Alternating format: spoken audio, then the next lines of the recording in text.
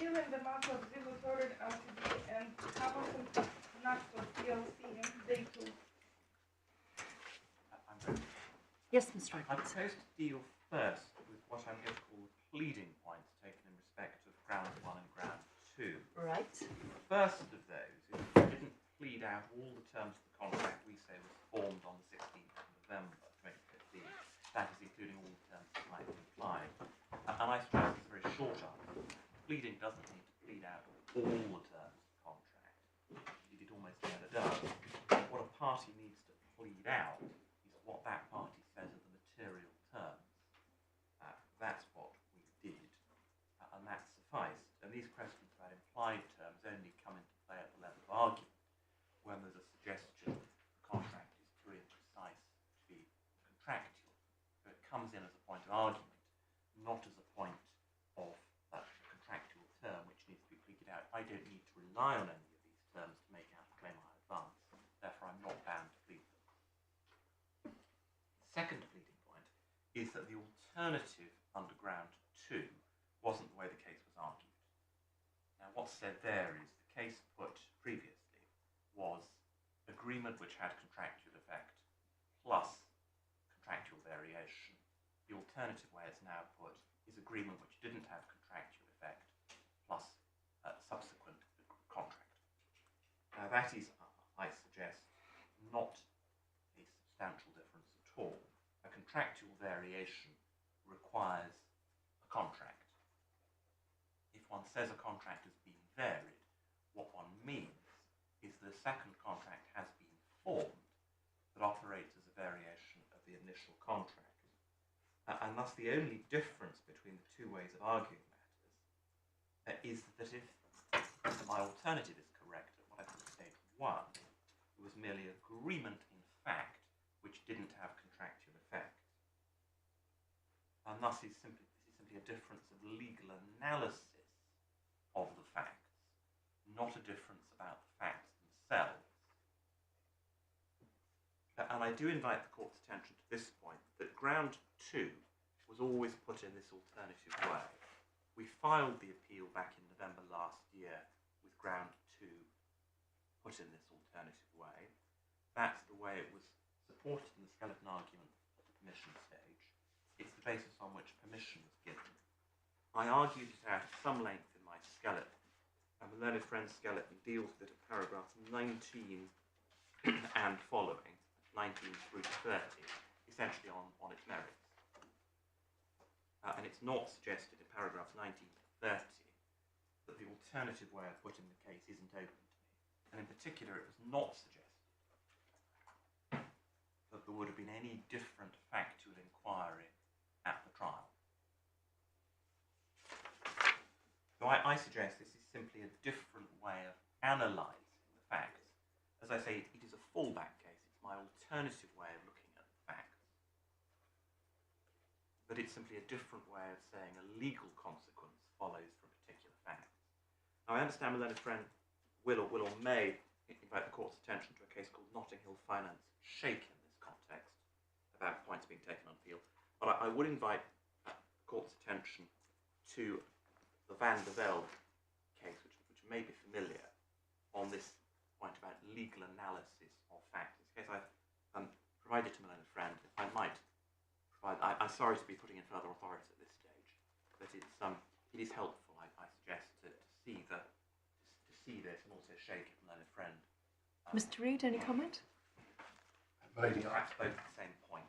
Yes, my learned friend sent me a copy this morning. I managed to find what I think is a counter authority, or a more recent one certainly. So if the court would permit, I suggest perhaps my learned friend make the point, and then I could just deal with this authority. Very well.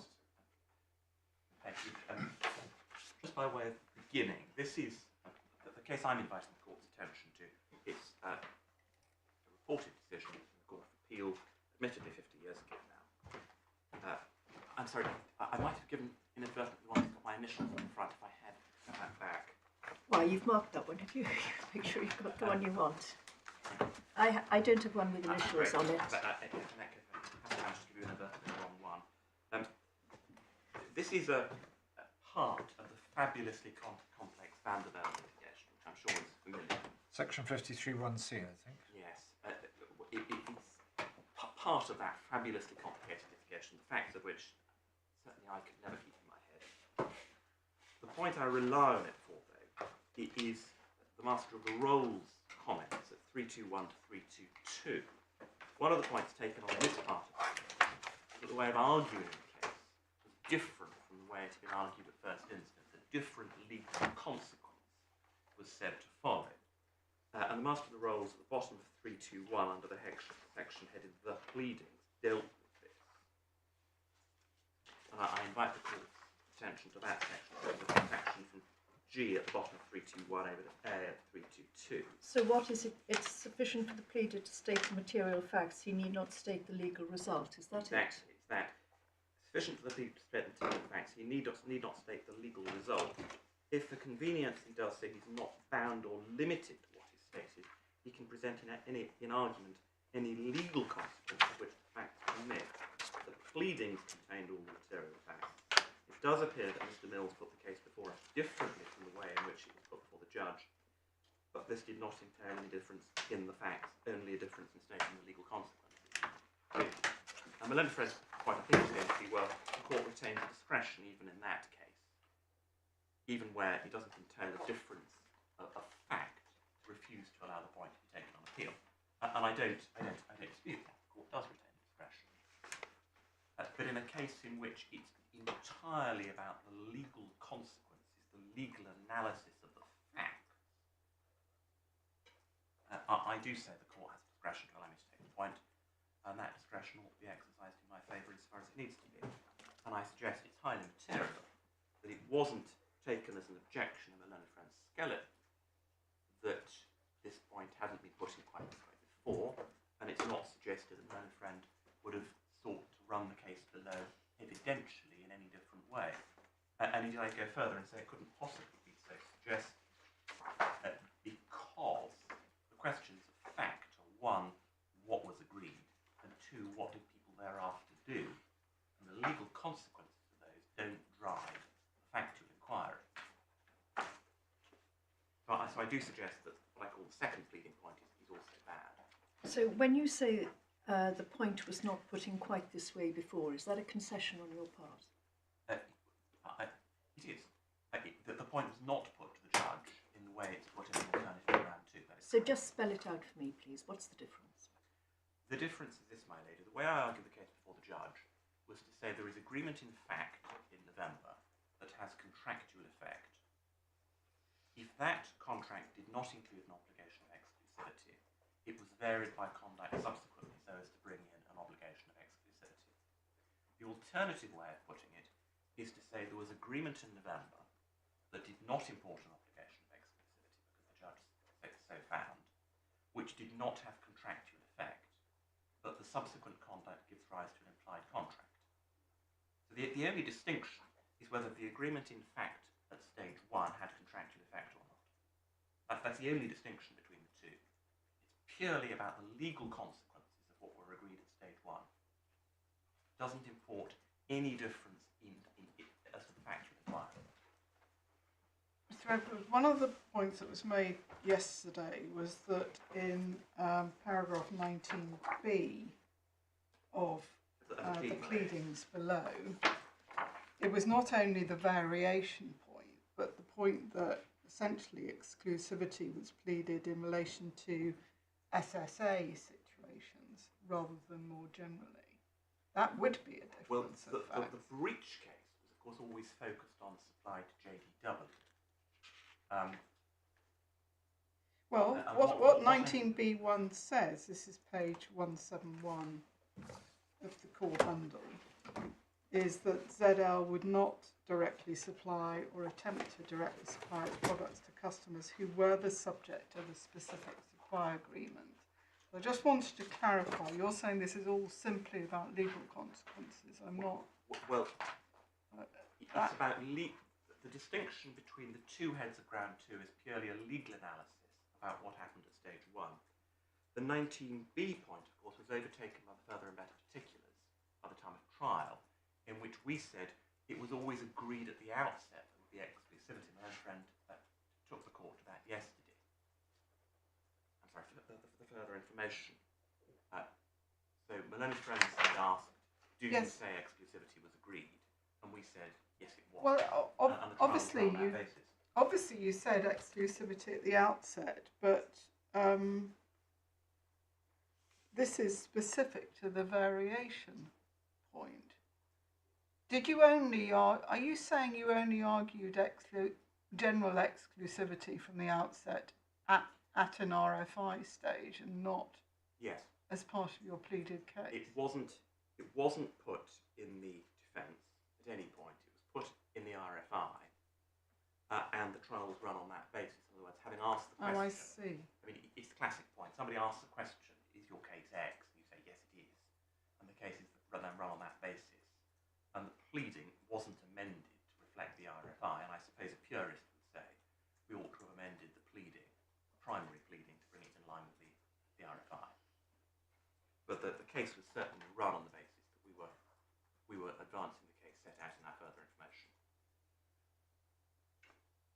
So it doesn't quite address the point as to what your pleaded case was on variation. Well, Because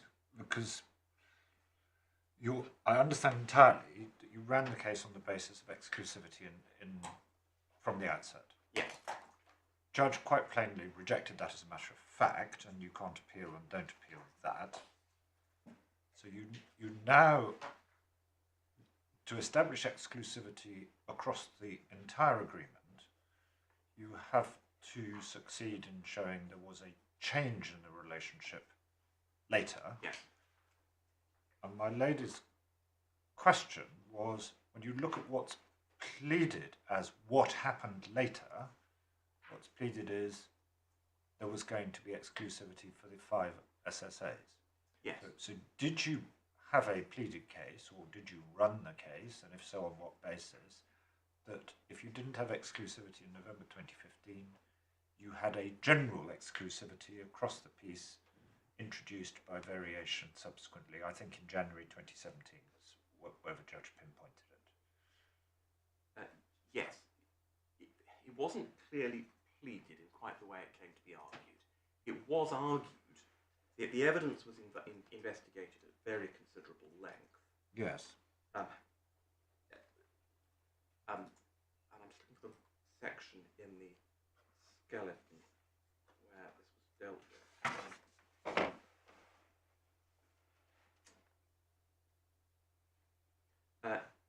And it was certainly argued in this way before the judge. Perhaps I can invite my Lord's attention to a concise crystallisation of that in our closing submissions. Yes.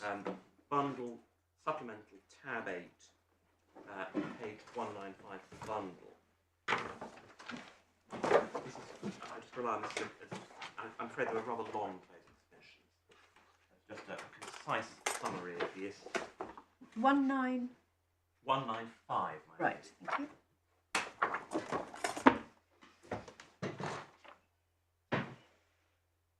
The way I put this to the judge, formulating issue 1. First, was there an express obligation of exclusivity from the outset? Second, if there was not an obligation of exclusivity at the start, was a variation implied from conduct to that effect? Third, the agreement became, if not from the beginning, relational. So that was the way and then section J.1 dealt with the law in relation to implied agreements. And then in 211, I said if it was not agreed at the outset that HJK would have exclusivity, then the parties' conduct thereafter leads to an implied variation of what was agreed at the outset. Put differently, the parties' conduct over a substantial period of time is inexplicable on any basis other than that of exclusivity, and that the judge then dealt with it on the basis that I was running that case and I was entitled to.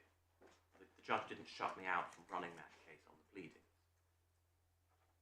And it's not suggested by my learned friend on this appeal that the judge ought to have shut me out from running that case because of the way the case had been pleaded.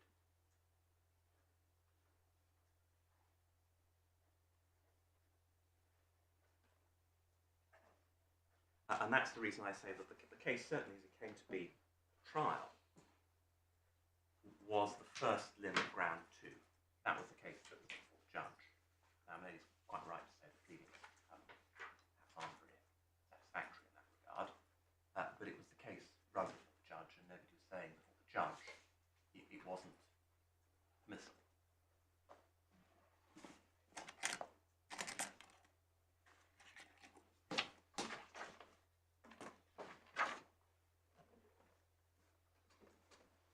hope that answers the question.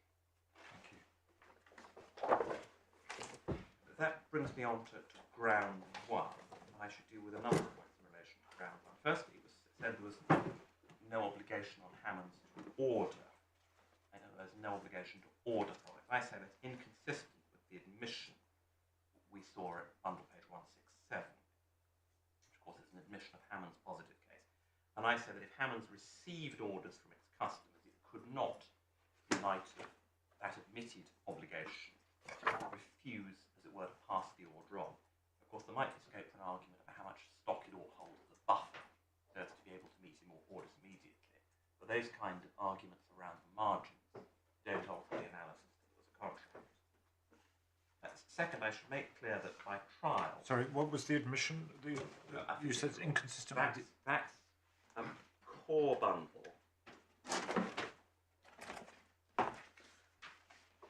And it's the admission at 3.2.1 on bundle page 192.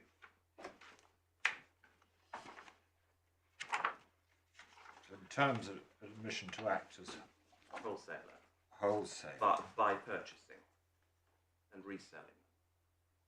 So I suggest it's obviously implicit in that we aren't entitled to, as it were, refuse to pass on orders placed on us. The most there might be scope for an argument about is how much stock we've got to hold from time to time as a buffer.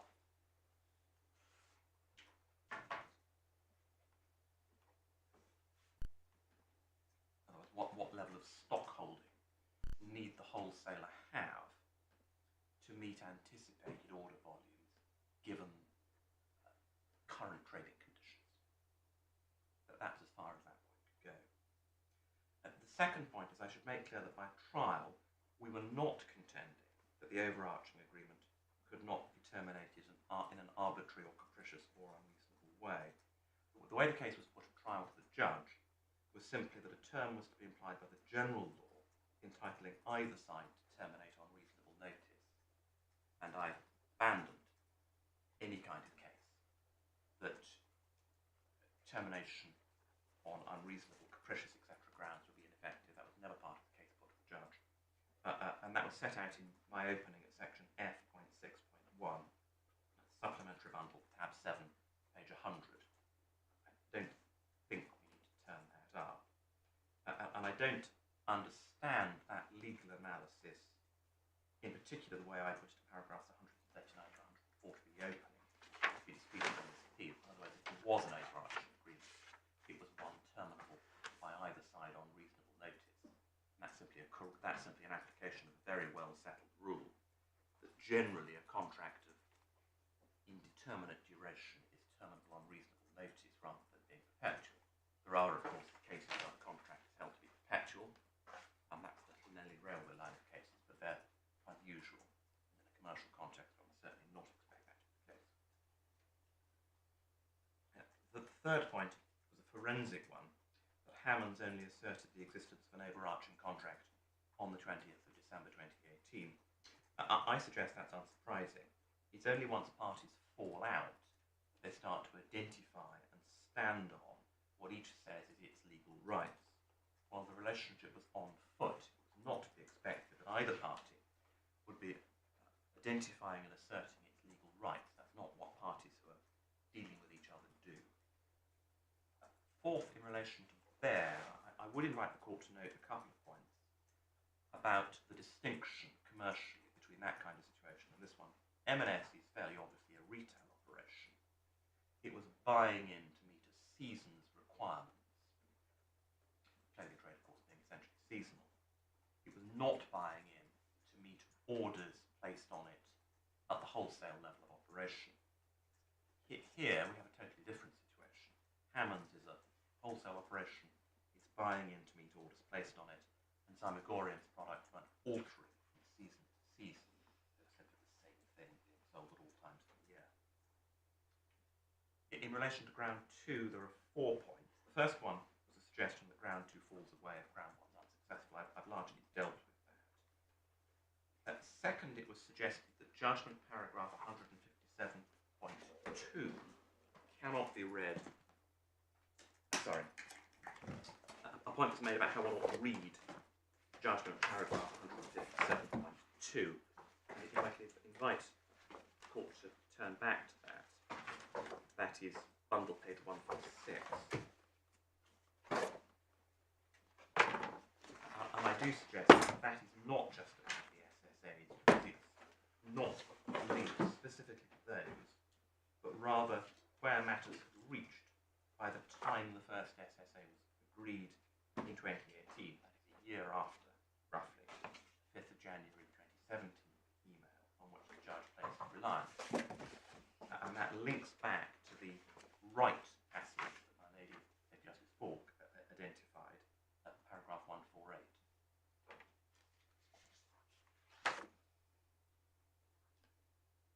So I do suggest that the judge's findings of fact were that once one gets beyond January 2017, each side thought there were binding obligation rights.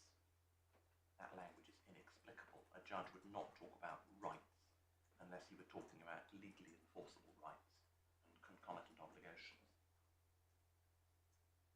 Third, there was perhaps the beginning of a suggestion that contractual intention is subjective. That, of course, is wrong. It's gauged objectively. And it's essentially an intention imputed by the law, although that's not to say that subjective intention is not relevant for the reasons I addressed yesterday, in particular by reference to Carmichael. Fourthly, there was some complaint about the way the breach and termination case was put. I suggest that's misplaced. The case there was always simple. Use Zymurgorium supplied directly to our important customer, Wetherspoons. That is a sufficiently serious breach to be a repudiation or a renunciation. And I suggest it's fairly obviously a breach that goes to the root of the contract, and for reasons I'll deal with in relation to the cross appeal, evinces an intention not to perform us in the future. In relation to ground 3, there are 3 points. The first is the suggestion that English law has some general aversion to implying or imposing obligations of good faith. Of course, that's right in respect of arm's length contracts. As a wider proposition, I'd suggest it's wrong. The law imposes obligations of good faith in a whole raft of situations. Agents, partners, directors, employees, of course, who owe a duty of loyalty and fidelity rather than a good faith obligation as such. No one, for example, would ever suggest it's surprising that a partner owes a duty that's fiduciary in nature. Now, the relational contract occupies this midway position between market transactions and institutions, and I do suggest it's therefore not surprising that it should have some of the attributes of both, and in particular the obligations of good faith that would go that would be implied by the law in an institutional relationship. As I say, no one regards it as a false private. An agent is a fiduciary, a partner is a fiduciary, a company director is a fiduciary, an employee has duties of loyalty and fidelity, and so on. But those, as I think you accept, are different types of agents, directors. They're fiduciaries because you're dealing with other people's businesses. The general starting point is that commercial relationships do not give rise to fiduciary obligations. On the whole, commerce is about crudely buying and selling, and transactional relations are ones in which people are entitled to look out for their own interests alone. Exactly. But once one strays from a straightforwardly transactional relationship, A sells to B, and moves towards a situation which is, to use the expression loosely, a joint venture, one gets into a very different territory, and there are all those arguments in the joint venture context about whether there are or are not obligations of good faith. Even a joint venture doesn't usually give rise to fiduciary duties. It's not usually. So the distinctive feature of a relational contract is it's something over and above the normal expectation of a commercial dealing. Yes. And I think what the cases try and do is tease out what extra facts are needed to give rise to these extra types of obligation. Well, yes, that is a fair characterisation. The legal contours of this have not really been fully worked out. No. and it's very difficult reading all the authorities to try and isolate what the principle really is. Can I ask why ground 3 is significant in practical terms? Well, I was going to mention that. If I succeed on ground 2, it doesn't really matter, except perhaps as to the length of the notice period on ground 4. And that the court might feel that it's all sufficiently difficult that if the appeal succeeds on ground 2, ground 3 doesn't matter. If you fail on grounds 1 and 2, what's left of ground 3? If there was no contract at all, ground 3 necessarily falls away. So I do wonder how significant it is in practical terms. If you succeed on grounds 1 or 2, you don't need this, because what the appeal is about is two things: length of notice. Well, three things: length of notice and which contracts have been repudiated, and therefore which contracts you can get damages for. Yeah, it is, I suppose, conceptually possible that I win on ground 1, fail on ground 2, and so ground 3 matters. I see. Yes. But I entirely accept the point that it may in the real world not matter. I should, though, deal with the point that I make an unfair criticism of the judge because of the way I relied on the Bates point at first instance. I do invite the court to look at the way I put this in my appeal skeleton at paragraph 50, core tab 3, page 41. And what I suggest is, instead of what I was intending to do, was to say that the points that indicate around the Bates framework are not ones that lead to the conclusion. Not that it's wrong to make use of the Bates framework at all.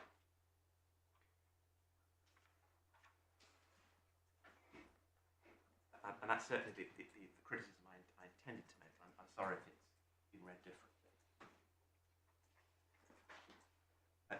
In respect of ground 4, 2 points very briefly. First of all, the cyclical pattern of trading within the lay evidence. The reference through my skeleton at footnote 12. Don't propose to take the court's time up going to that. And second, of course, our case of trial, that there was an overarching agreement, and so necessarily the focus of trial was on the notice period in that context. Unless there are any other points, the court would derive assistance in relation to.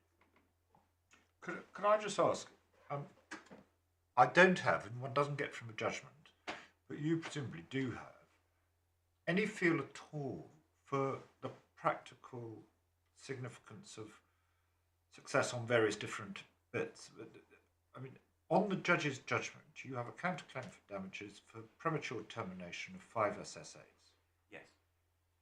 Do we have any idea of what that translates to in terms of quantum? What is your case on quantum? The quantum case is one that depends enormously on what assumptions you plug into a model. The way that Yes. it got to my trial was that the two drinks market experts were differed massively about what would have happened on the counterfactual of no termination. The two number crunching experts were so agreed they produced a model that enabled one simply to alter the inputs and it produced the numbers at the end. So the way the judge dealt with this as a way of direction was to say, I'm going to have a further split trial at phase 2. I'm going to hear the drinks market experts.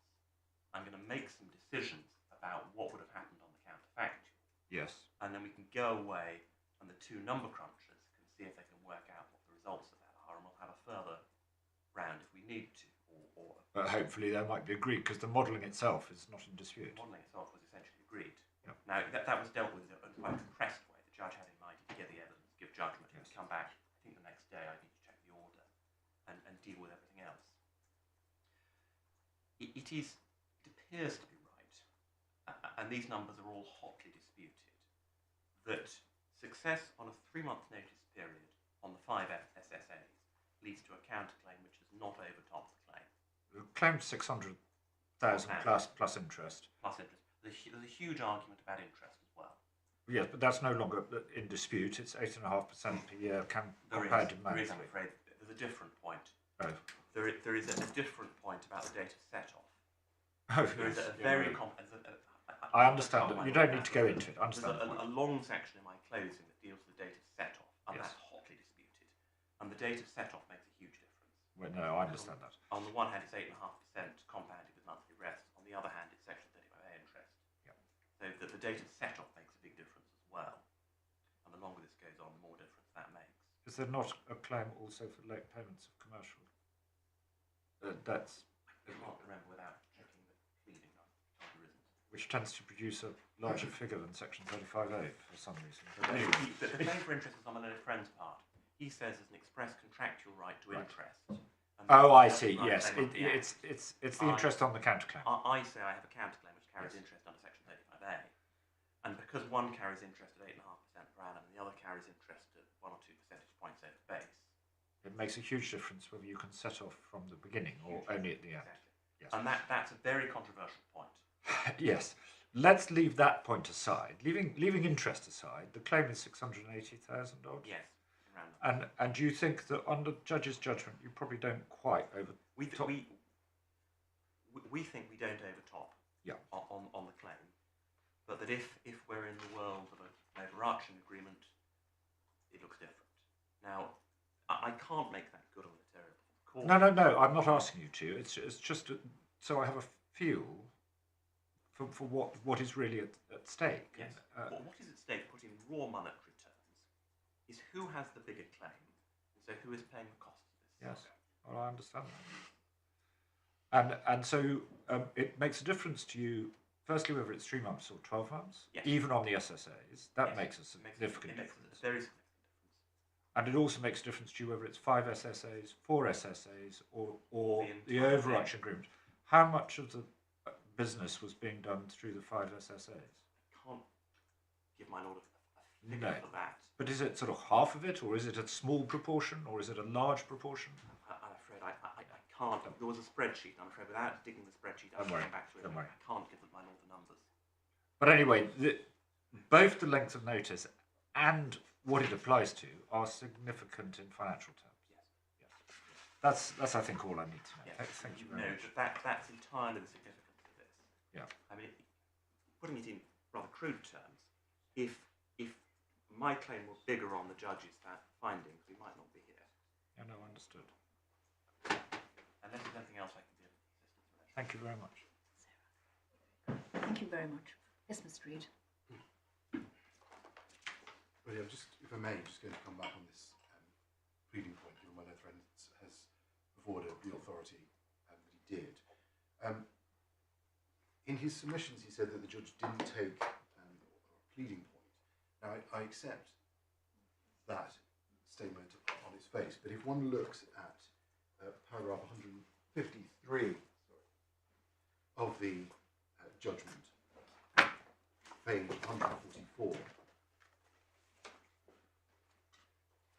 I think we saw this yesterday. Yeah, so the judge says, That's actually, not pleaded, whilst Falk yeah. has not pleaded a case that an overarching agreement came into existence after the original discussion, The same would apply. So that was clearly the judge's understanding that it wasn't pleaded. I took the court to the issues and how they were put together for the issues for trial, and I would submit that it was very clear that there wasn't this agreement by conduct point, because it wouldn't make sense to have 2.2 where it says if there were an MWA, what were its terms, was it varied, and so on. I also make the point, if I may, that Practice Direction 16 of the Civil Procedure Rules, paragraph 7.5, says, where a claim is based upon an agreement by conduct, the particulars of claim must specify the conduct relied on and state by whom, when, and where the acts constituting the conduct were done. Now that's important, I say, because it must be, well, whether it is implied in that, but one must state this is an agreement by conduct, and these are the facts that I'm relying upon. So my learning friend's point about, well, this is a pleading point, it doesn't matter, I can still argue it, I would suggest is actually dealt with by the rules, otherwise those rules make no sense.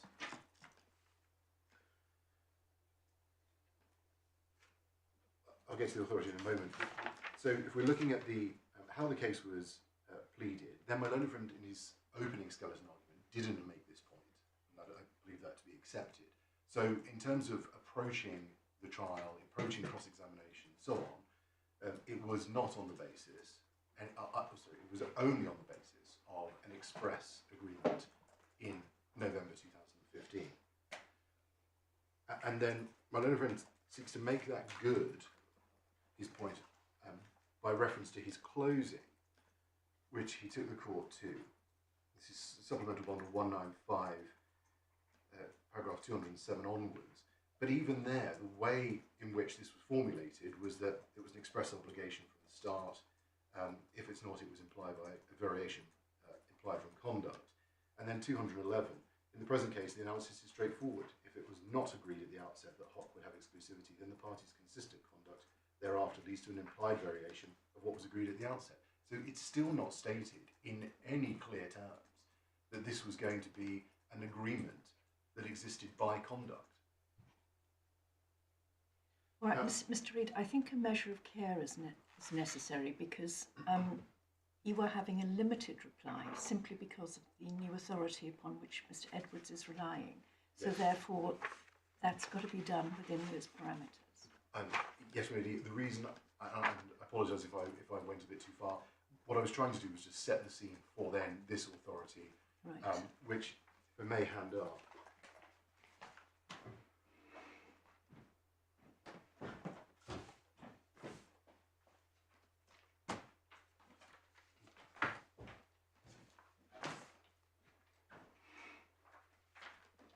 Thank you very much.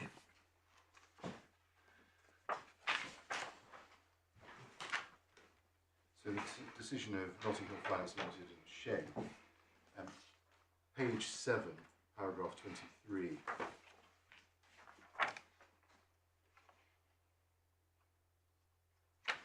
It may be, rather than read it out, if I could just invite my ladies and my lord to read paragraphs 23 through to and including 25.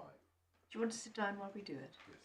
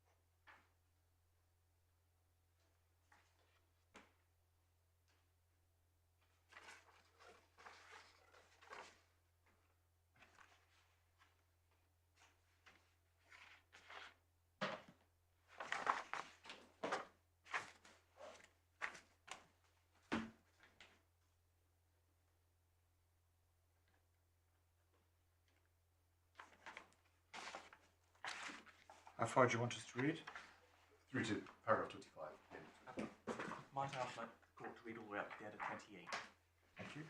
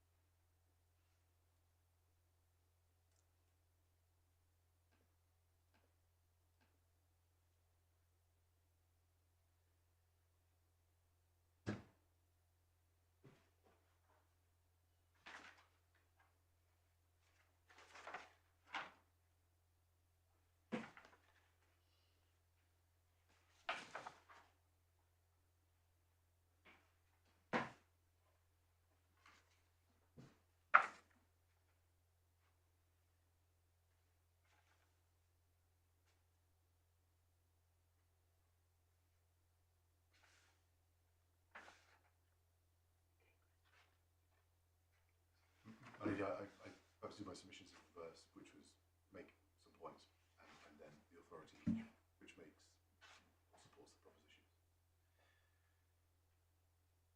And that brings us on to my cross appeal.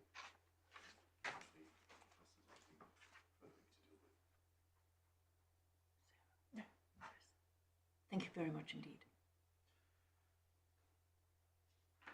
My lady, as I indicated yesterday, in relation to ground 1, that's set out in my skeleton argument, and I'm not sure that me going through that is going to be of any real assistance to the court.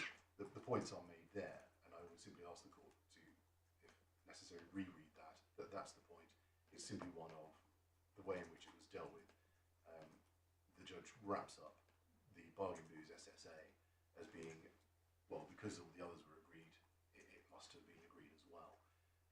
No doubt this court will take a view on the evidence as the judge has found it, and whether there has been an error in the reasoning, and alternatively the findings of fact that support that. But I don't suggest I'm going to be able to assist the court further. Of course, I'll answer any questions, but simply repeating what I've said is not going to be useful. Could you encapsulate your argument in a sentence or two? Yes, it is simply. You didn't agree to pay a retro on this one. Contribute That's to right. the retro.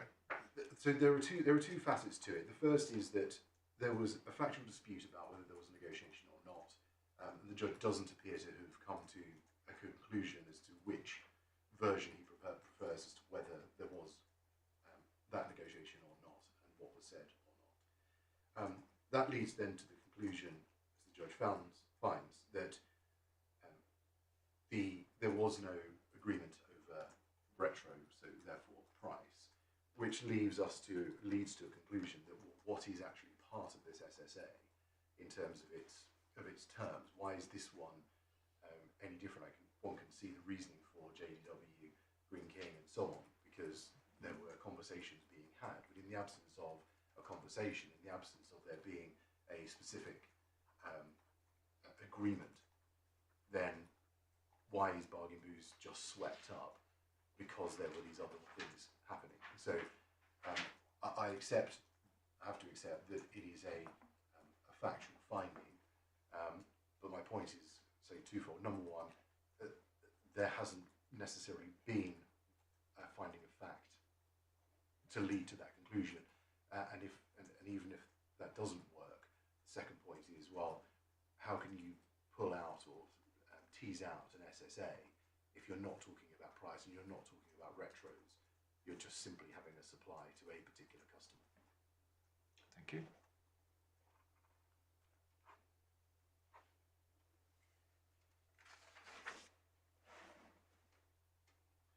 As I said yesterday, the point on ground 1 becomes less important if ground 2 succeeds, because if the court were to find that in fact there hadn't been a repudiatory breach of, if I can call them, the other SSAs, i.e. everything other than JDW, then whether the bargain booze SSA exists or not, it doesn't have any practical effect. It's of no real consequence as far as I can ascertain in terms of the claim brought by my own friend. The starting point is the judgment at paragraph 159, page 146, core bundle.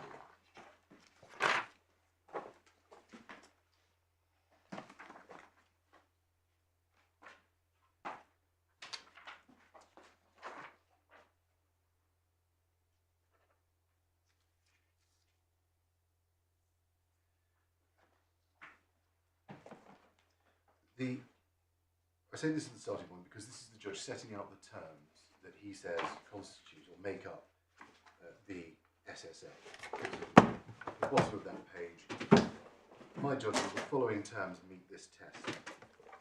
1, that the duration of the agreement relating to the particular customer, Falk would pay the agreed price. It may be rather than me read out if I just give the court the opportunity to read them.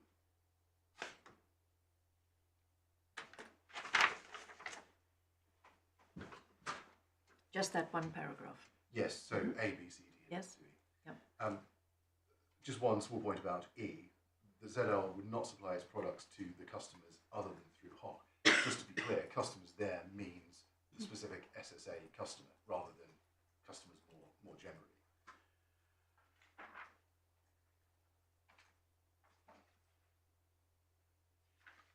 So that was the finding in terms of what the terms were, and one can see that there is nothing there that links the SSAs together. It's very much about that particular supply to that particular customer. At paragraph 37 of the judgment at page 99, the judge sets out the law, Spar Shipping, Grand China Logistics.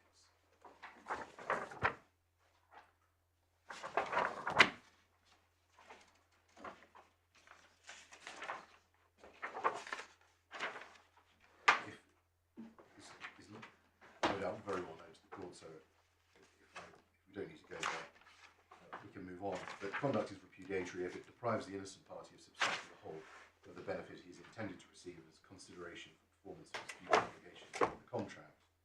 But conduct is renunciatory if it evinces an intention to commit a repudiatory breach. That is to say, if it would lead a reasonable person to the conclusion that the party does not intend to perform its future obligations, where the failure to perform such obligations when they fall due would be repudiatory.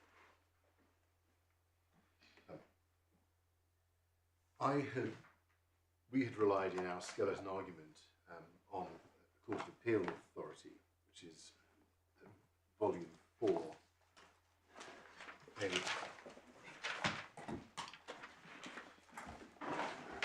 1324, it's tab 40.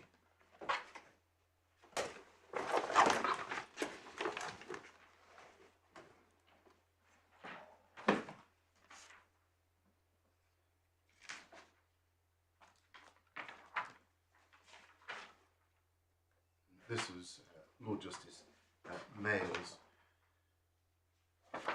agreeing with the principles stated by the judge.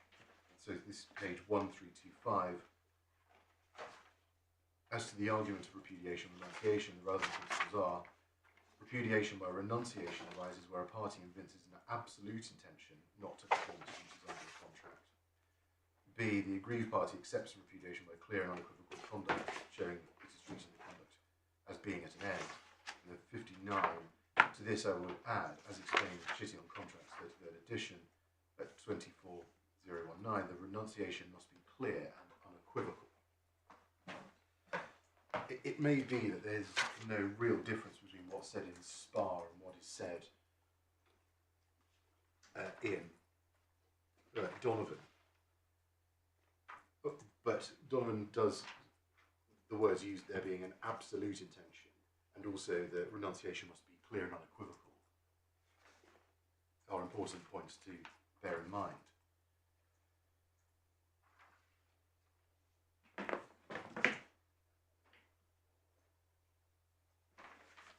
If we could then go back to the judgment, please, at paragraph 174, page 151.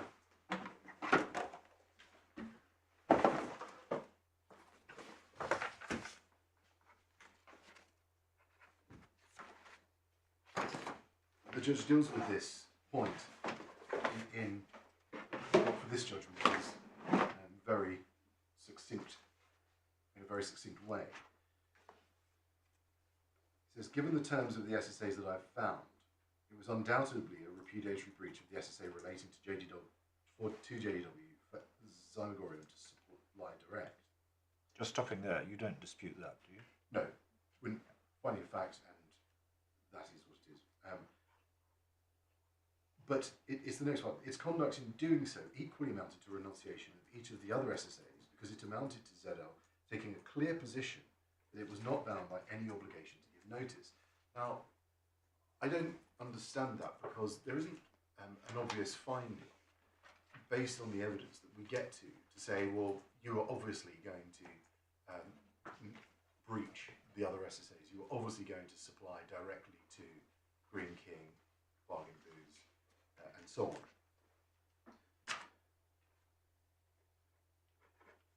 But focusing down on this, because Zymurgorium only supplied to JDW, and because all of the other SSAs are separate agreements, one can't simply look at an umbrella approach of, oh, well, it was all part and parcel of the same thing. And it can't lead to the conclusion that a breach of one would be a breach of them all. I started by going to the terms of the SSAs, because if there were a term there, I accept I may be in some difficulty, but there's nothing in the terms that are found to be part of the SSAs that could give rise to any idea that these are in some way interlinked. Can you help me with one thing? How the judge got to his conclusion that there were SSAs? I'm sure we've looked at this, but is he saying they are implied contracts, or was he saying they were individual oral contracts? My understanding is individual oral contracts. Okay. Hence the conversations about the retros.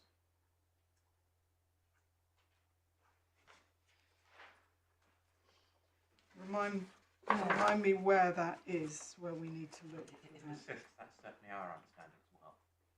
Individual oral That contracts. the finding of fact was by an individual oral agreement. Can someone just help the court as to exactly where Yes. that is? So, paragraph 154, page 144 is where we start the section on specific supply.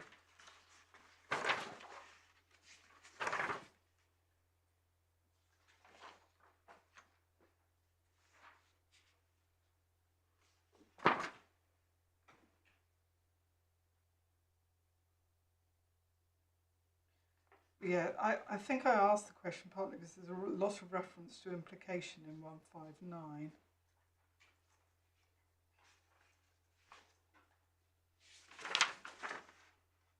The reason I'm asking the question is because you're putting your submissions on the basis that effectively everyone understood and appreciated that there were separate contracts, rather than the fact that there were separate contracts just being legal. A legal consequence, if you like. Yes, I can't get away from the fact that our position was there were no SSAs. Of course. So I was always often a different, my argument was different.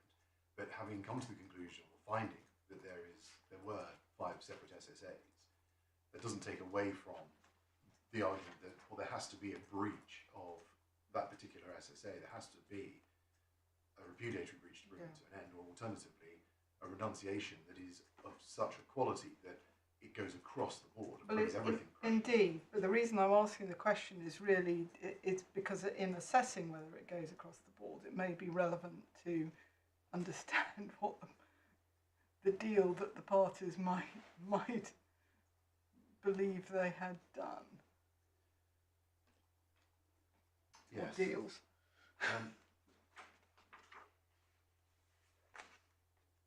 Well, perhaps the way to answer that is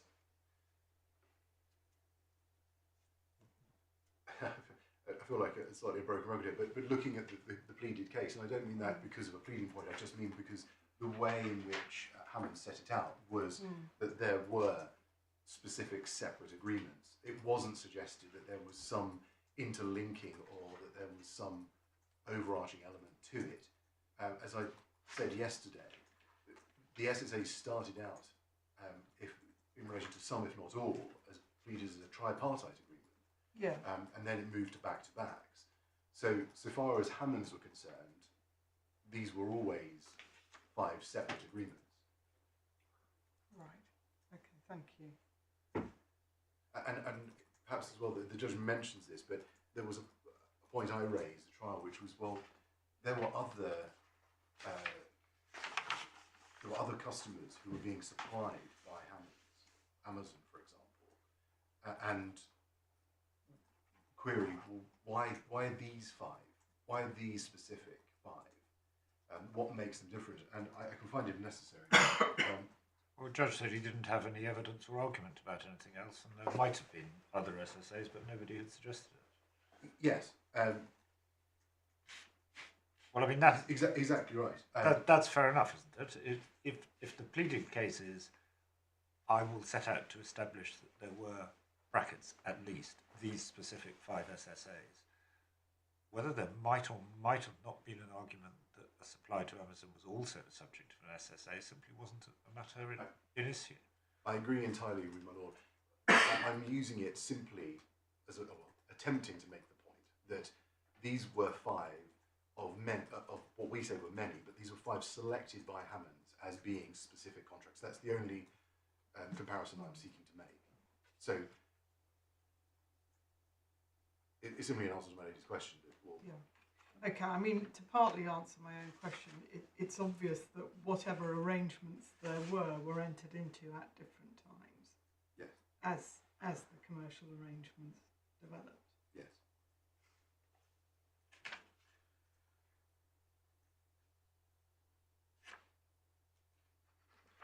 So in terms of JDW breach in the sense of this is a direct supply to JDW, but there's nothing in that that prevents the continued supply to the other SSA customers by Hammonds. And it doesn't come out anywhere in the judgment that there was a clear and unequivocal renunciation. The fact that Zymurgorium could have or might have done the same with another SSA customer isn't good enough to bring this point home.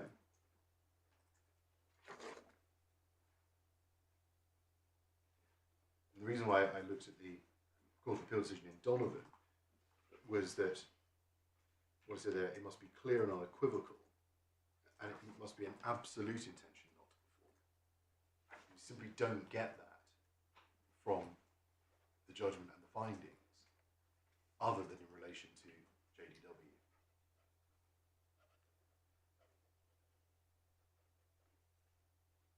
Which all leads to the conclusion that there hasn't been a repudiatory breach of the other SSAs.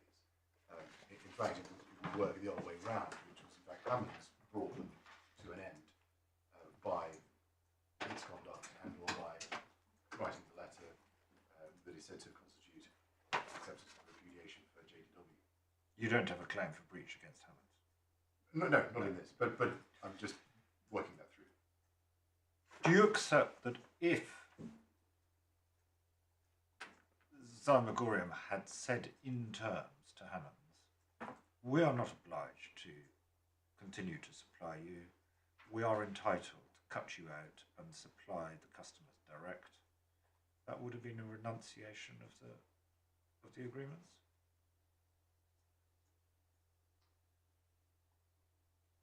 If I can see that is arguable, whether that would be enough in the sense of saying we're entitled to do this as opposed to we are going to do it. Well, that's the question. But I mean, you can renounce a contract by saying I'm under no obligation to you, and that is in effect what you said with JDW. You said we have no ongoing obligation to you. We can cut you out. We can supply JDW direct, and that's it. We don't have to give you notice. We don't have to tell you. We can just do it. That was your position, and it was your position at trial that, save for the contracts generated by each purchase order, you were under no contractual obligation. Why is that not, in relation to JDW, a renunciation of the contract? And why can the judge, if that's right, not extrapolate from that to say that was your position? There was nothing special about JDW. That was your position generally, that you were not under any ongoing contractual commitment to Hammonds at all. You reserved the right to just not use Hammonds any further. What's wrong with that way of looking at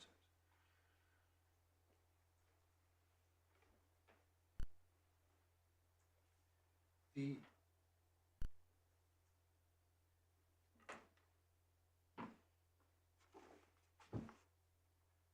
Simply saying that Zymurgorium could do something and did do it in respect of JDW doesn't, I say, lead to the conclusion that we wouldn't perform the contract as has been found in respect of the other SSAs. I wonder whether I appreciate that there's a fact issue here, but where a party says, well, we don't believe that there is a contract or there are contracts, and therefore that's our position, but then, and that's the pleaded case, it would seem that that would always lead to, well, I'm just reasoning through, that this could lead to, well, you didn't believe there was a contract, so therefore you didn't believe there was any notice period. You could walk away at any time, and therefore, because you breached one, it was a breach of them all. Seems to me that it doesn't necessarily follow that you just lump all of the agreements together, and because you say, well, I don't believe there were agreements, and I run my case on that basis. Well, we're not talking about the case, a situation where we're in court and arguing about it. We're talking about what happened towards the end of 2018, and whether the question is whether by effectively saying or indicating, potentially being taken to indicate that we don't think we've got any obligations to you, Hammond, that is, in the circumstances, enough.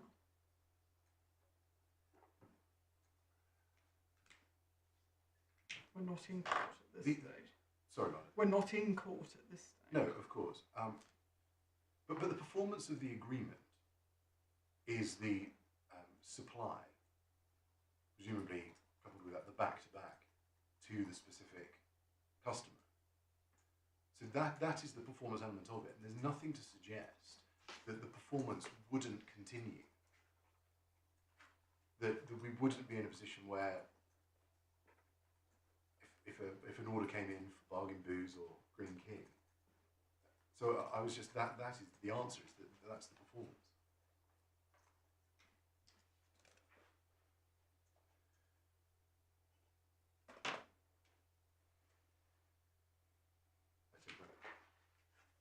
So I think your position is this. It wouldn't have mattered, even if you had said in terms to Hammonds in December 2018. We take the view that as a matter of obligation, we are not obliged to do anything. We have no overarching, continuing contractual commitment to you at all. But if you place orders, we will continue to fulfill them. Then that would not be a renunciation. Yeah. Because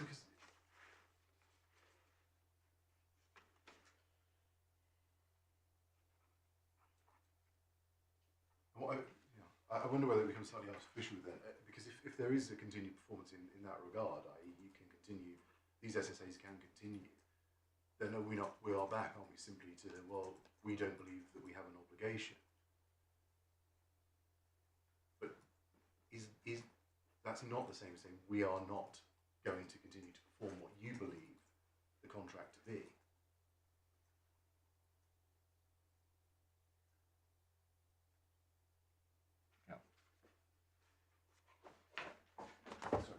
No, go ahead.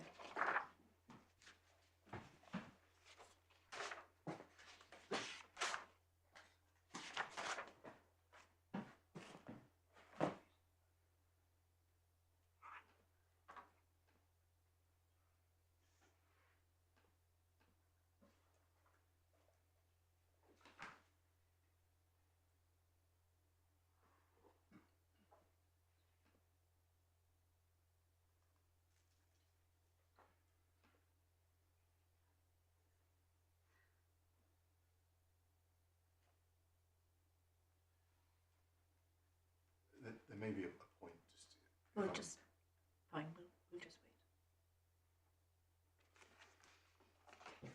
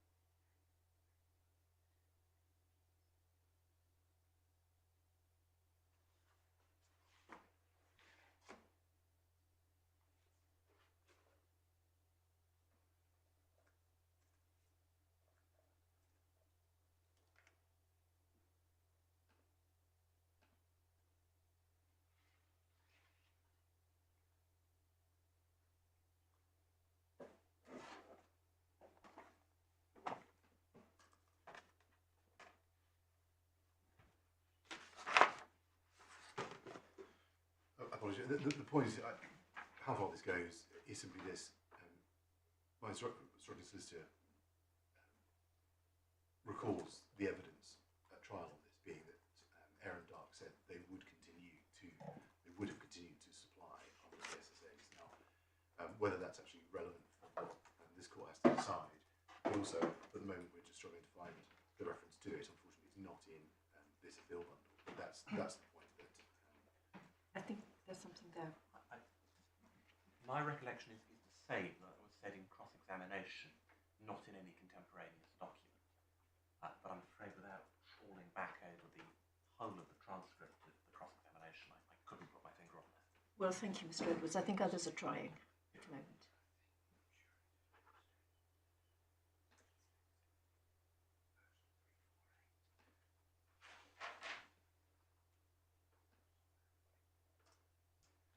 I mean, unless the court really needs to see the evidence, and my own friend accepts that that was the position, that's probably as far as it can go anyway. But it simply is that there would have been the continuation, which perhaps steals partly with my lord's point.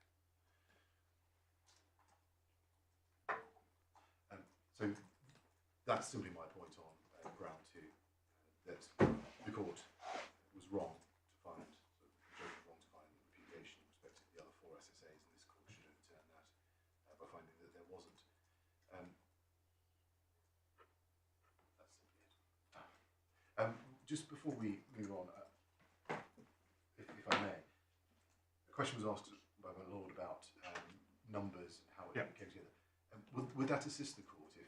No, I think I've got enough to know that both the issues of how many SSAs are in issue, whether it's 3 months or 12 months, and the issue of whether there's an overarching agreement are financially significant. Unless you dispute that, the precise numbers are not before us and aren't important. Just one moment, Mr. Ridley. Yes. Thank you very much indeed. Perhaps if I can just deal initially with the point about Mr. Dark's evidence, to be clear about that. My recollection was that Mr. Dark said in answer to cross-examination questions that his intention would have been at the time to meet orders if placed. Now, that wasn't anything that was said at the time, and it wasn't said at the time by Mr. Dark he'd have performed his negative obligation not to supply directly. And of course the case ran all the way to the end of trial, so they were entitled to supply directly and it wasn't a breach of contract. So this was simply something said in cross-examination a very long time after the event.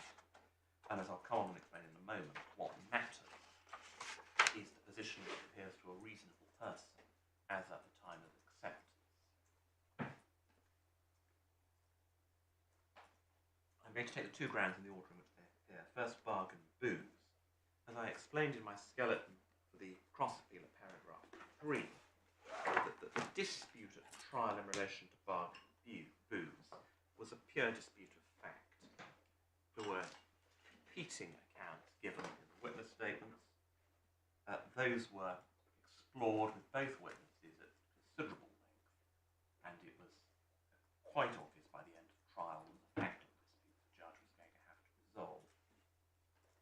Now, the primary complaint put against me, this is ground 1, is that the judge failed to address the evidence in relation to bargain booze.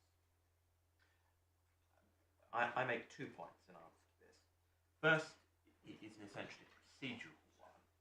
It's that where a party complains about a lack of reasons, that should be raised with the trial judge. That's Pauling, Authorities 2, tab 26 of paragraph 30A. Here, no complaint was made until the respondent's notice. The learned friend asked the judge for leave to appeal, but didn't ask the judge to amplify the reasons given in respect of bargain booze. It's just wrong, having not asked the trial judge to amplify the reasons, then to come to the court of appeal in a respondent's notice and complain about that. Lord, if it helps me to turn up Pauling, it's Authorities 2, tab 26.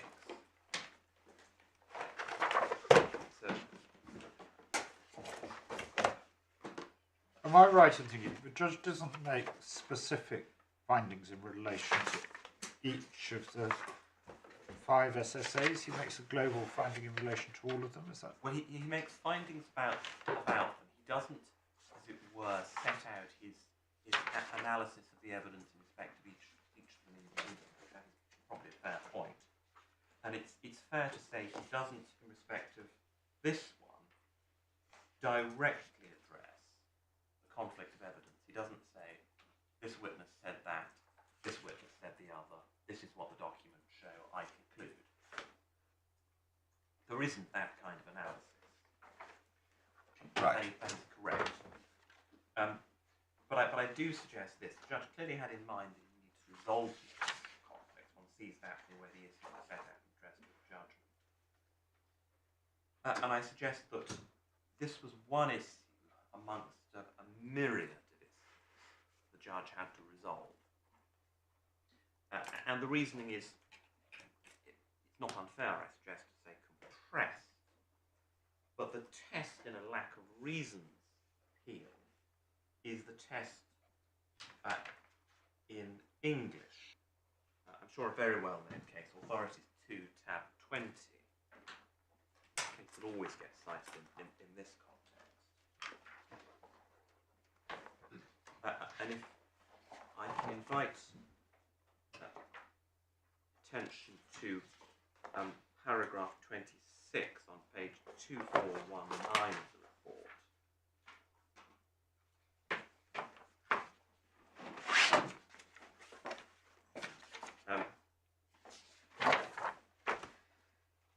Or perhaps beginning at 24.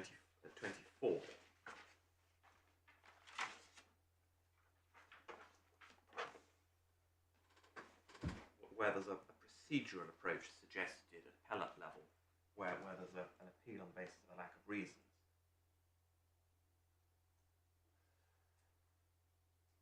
And perhaps I can invite the court to read down to the end of 26.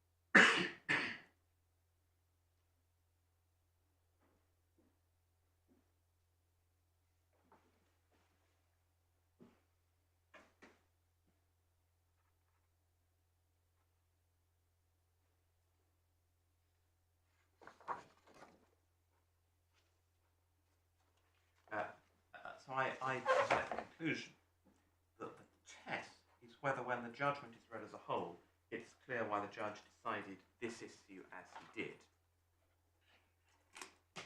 If that bar is crossed, then it's enough. And I suggest it's pretty obvious when one reads the judgment as a whole that the judge decided as he did because he concluded in light of the evidence on the issue that Mr. Appleton's account of the conversation was to be preferred over Mr. Dark's. Now that's set out in, I accept, very compressed form at Judgment 163, where there's a reference to this negotiation, that being a negotiation about this SSA. I do accept that this is compressed. I think compressed is a shade euphemistic, isn't it? I don't want to be seen to criticise the judge. But you are relying on 2 words. It's a marvel of economy. It is short, but it's, I suggest, impossible to see how the judge could have expressed himself as he did unless he was intending to accept that the negotiation happened. Was I say, so was that what the conflict was? It was a stark Look, conflict. Mr. Dark said there wasn't any conversation about bargain booze at all. Exactly. It was a stark conflict. With Mr. Appleton, who's on the one hand, we had this discussion. Mr. Dark, who said, well, it wasn't. And it either happened or it didn't happen. And the judge had obviously seen the cross-examination, he had the benefit of a transcript. The judge had the considerable benefit of a full transcript of the evidence. Not always a benefit. Yes. So I suggest it is possible to discern the judge's reasoned process. Even if it weren't, this court does not, I suggest, have the material necessary to try and resolve that question itself.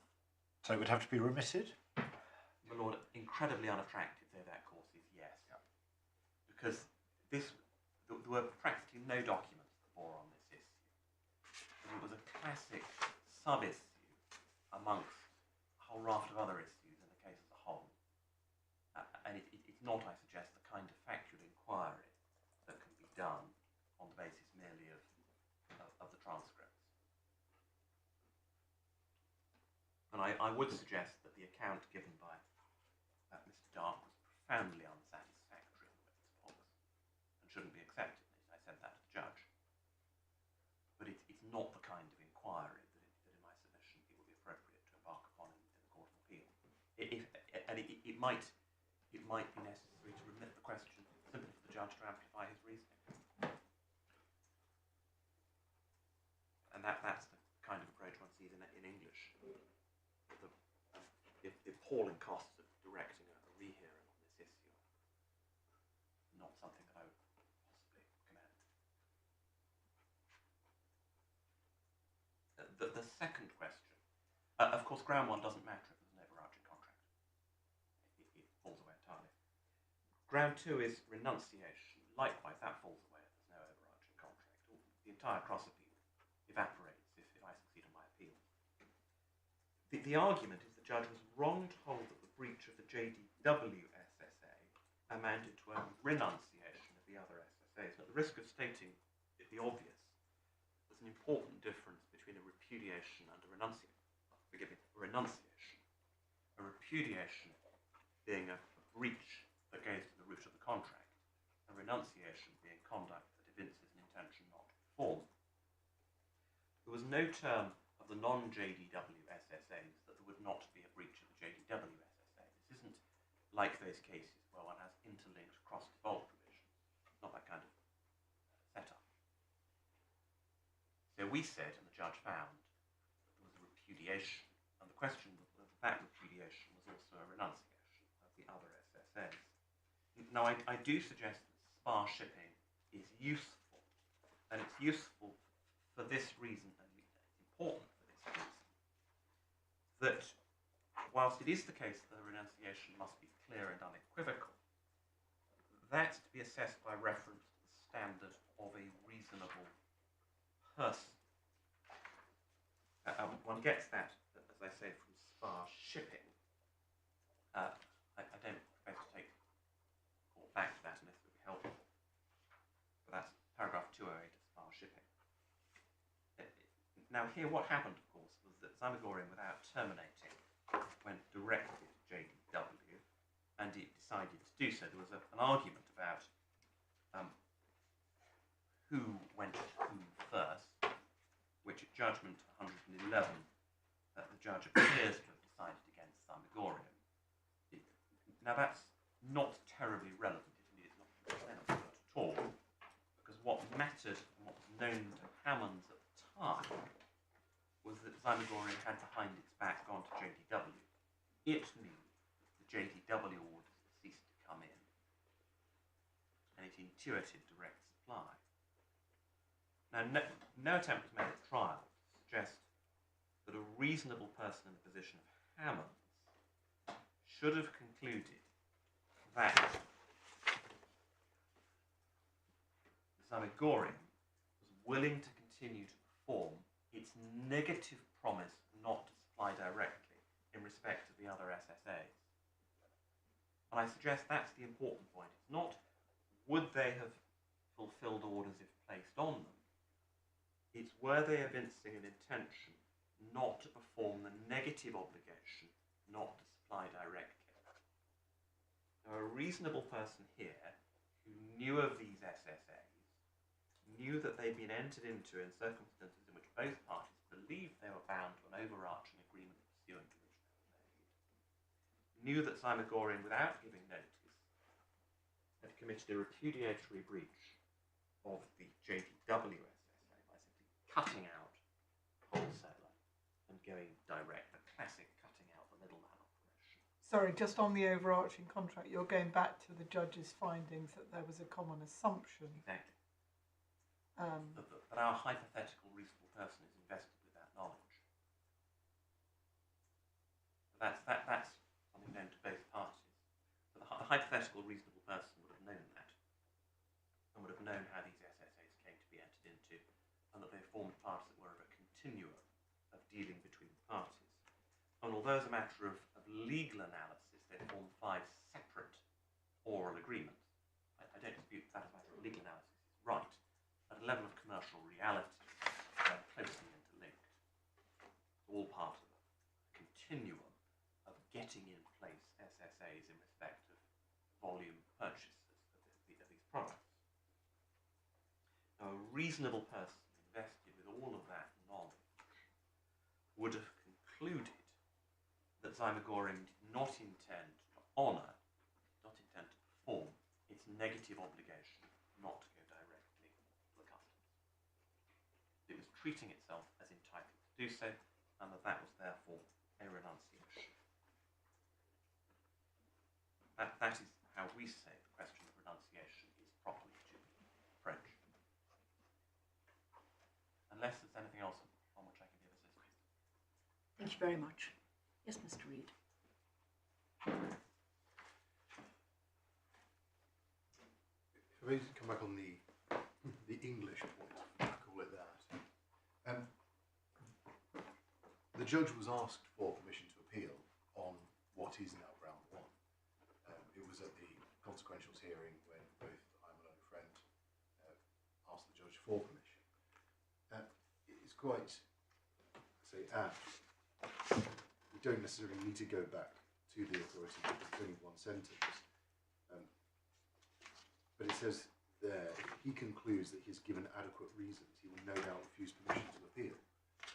So, having asked for permission to appeal, the judge clearly felt that he'd given adequate reasons in relation to ground 1. So this isn't something that's just come out of the blue for the first time, asking the Court of Appeal to interfere. It may be that this court comes to the view, if I'm right on ground 1, that permission is the only way to go. But I'm not sure that that's right because of the way in which I've tried to put this together in terms of we've got the terms as set out. This is one where we're missing the retro-stroke price term. So we're left with, well, what actually makes this into an SSA? Why is this one different when compared to the other SSAs that are found to exist because of these conversations, agreements about retros and so on. And so I'm not sure it necessarily follows that this is a remit to the judge position, because the court can analyse it and say, well, actually, this is in a separate category. The judge was wrong to come to that conclusion. But of course, that will be a matter for the court.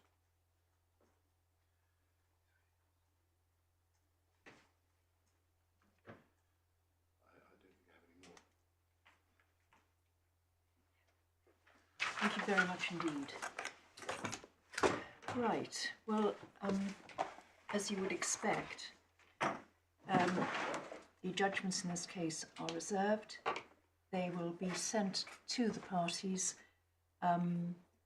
for correction only of typos. They will be done pursuant to the strictures in the Council of Wales case about breach of any embargoes, and I've seen that Council's details and those to whom any embargo judgment can be disclosed have been received by the court. And following that, judgment will be handed down in what really is becoming the normal way now, namely electronically. There will be no need for anyone to attend, and we would very much hope that agreement can be reached between the parties as to any appropriate orders that are required to be drawn up. Subject to that, is there any other matter anyone wants to raise? No? Well, our thanks to all of you and those who have worked with you, because a great deal of work has been done on this, and we are grateful. Thank you very much indeed.